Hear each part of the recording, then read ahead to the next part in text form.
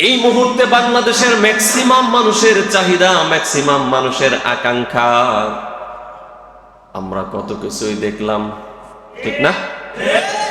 চাষ করেও দেখছি,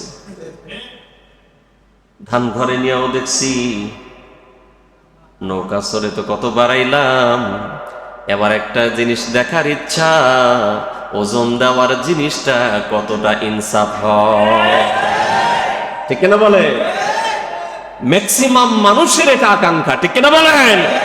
আলহামদুলিল্লাহ, মানুষের আকাঙ্ক্ষা পূরণ হওয়ার পথে, বলেন আলহামদুলিল্লাহ। আমার বন্ধুগণ, ক্ষমতার হাত বদলের পরে বিভিন্ন দল ডিশ লাইনের ব্যবসা, স্ট্যান্ডের ব্যবসা, ফ্যাক্টরির ব্যবসা, নানান কিছু নিয়ে ব্যস্ত, কিন্তু এই সংগঠনটা এগুলার একটার ভিতরেও নাই। যেখানেই মানবতা বিপর্যস্ত সেখানেই তাদের উপস্থিতি আছে না নেই? আলহামদুলিল্লাহ, সুম্মা আলহামদুলিল্লাহ, তারা কাজ করে যাচ্ছে। এবং ইসলামী যত দল আছে, বাংলাদেশ জামাত ইসলামী, ইসলামী আন্দোলন, হেফাজত ইসলাম, খেলাফত মজলিস সহ সকলেই চেষ্টা করছেন ঐক্যবদ্ধভাবে সামনে এগিয়ে আসার।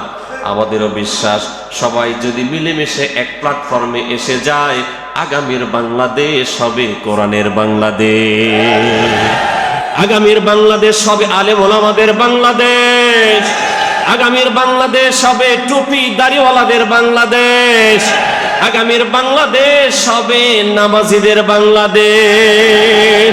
আল্লাহ কবুল কর, বলেন আমিন। আমার বন্ধুগণ, এই পন্থী যদি ক্ষমতায় এসে যায়, তাদের কাজ হবে চারটা। কয়টা? জোরে বলেন। তাদের কাজ হবে চারটা। আল্লাহ রাব্বুল আলামিন কোরআনুল কারীমে সেই কথাটাও বলে দিয়েছেন। আল্লাহ রাব্বুল আলামিন কোরআনুল কারীমে সূরা হজ 41 নম্বর আয়াতে বলেন, যদি ঈমানদারেরা, আল্লাহ ভীরু তাকওয়াবান যারা ঈমানদারেরা যদি ক্ষমতায় আসে, তাহলে তাদের কাজও হবে কয়টা? জোরে বলেন।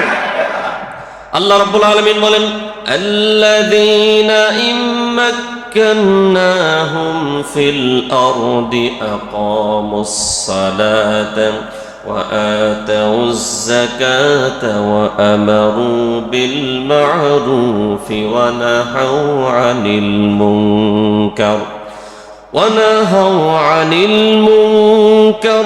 ولله عاقبة الأمور। الله أكبر।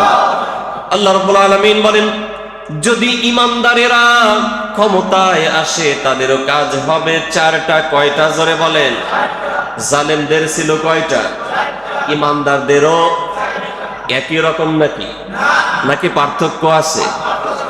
বেঈমানের সাথে ঈমানদারের কখনো মিল হবে না, ঠিক না বলেন? কারণ যারা বেঈমান তারা আল্লাহর দুশমন, ঠিক না বলেন?